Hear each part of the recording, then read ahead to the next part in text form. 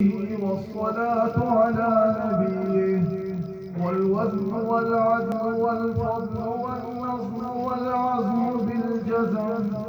بوحدته بكبريائه بسلطان وبإعلان وبإذقان وبإيمان وبيان في الفرقان وحده لا شريك له وحده بوحدة موحدا بوحدة موحدا بوحدة وحيدا واحدا بلا مدد وجبد ونصب ووصف في الكمال لا شريك له ولا نظير له ولا مثل له ولا مثال له ولا وزير له ولا مقارن له ولا مشاظع له ولا مداني له ولا مضارع له ولا جعل بلد ولد جسد رس وجوع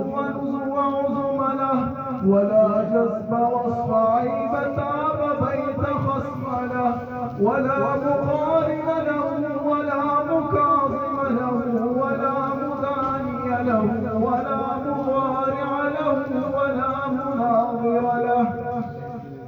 ثم نشهد أن لا إله إلا الله وحده لا شريك له من يشرك في ذاته وصفاته وعاداته وآياته أو يتبرك بغيره من نبي وولي وتقي ونقي ونسيم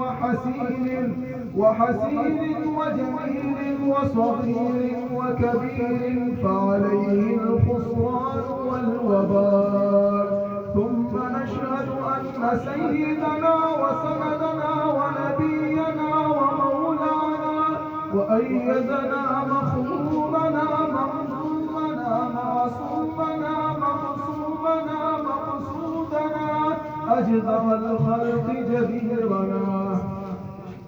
أعظم الخلق وأشرف الخلق وأحسن الخلق وأجمل الخلق وأكمل الخلق وأكبر الخلق من الحسن والستارة والولاية والحكاية والهداية والأمانة والإمامة أعلانا وأجلانا وأتقانا وأشهدنا